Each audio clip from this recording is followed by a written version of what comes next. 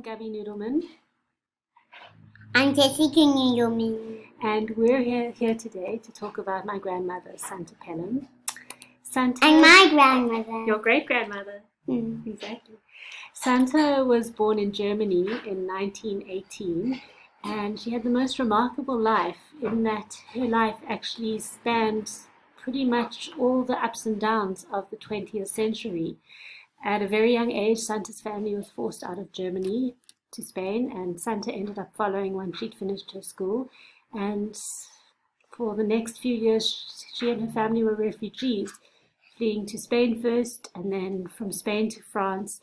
And with the rising tide of Nazism in Europe, her family realized the necessity of her leaving Europe. And then by an incredible set of coincidences, she was put in touch with my grandfather, who was at that stage living in Rhein, or then Salisbury. And after a very short time of corresponding, he invited her to go and live with him and marry him in Salisbury.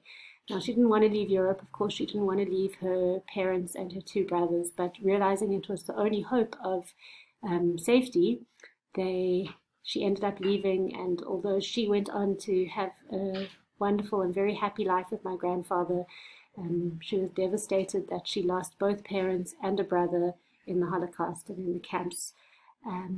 So that was her story, but it definitely didn't define Santa. It was very much a part of her, and she was always very open with sharing stories with us. But the thing about my grandmother was that she was just the most remarkable woman. She was whip smart. We always think that if it hadn't been for her situation, Santa would have been one of these really pioneering women in education. Tell them she had children there. Who had? Who her children are. Okay, I will do that. So she was incredibly smart. The thing about Santa was she was incredibly funny. No. She had a wonderful sense of humor. No, she loved making jokes. I'll tell it in a moment. She loved making jokes. She loved telling stories. She was a beautiful singer. She had a sparkly sense of humor and a sparkly personality. She drew people towards her. She loved teaching. She had a group who would join her every Shabbat. She would give shiurim around different Torah topics. She was learned and she was interesting, and she had a love of knowledge, and she's passed that on to us. And as well as that, she served as matriarch to our family. As Jessie said, she had her own 3 daughters who were very happily married, who had their own grandchildren. Now those children, who is my generation, we have our children, who is this generation.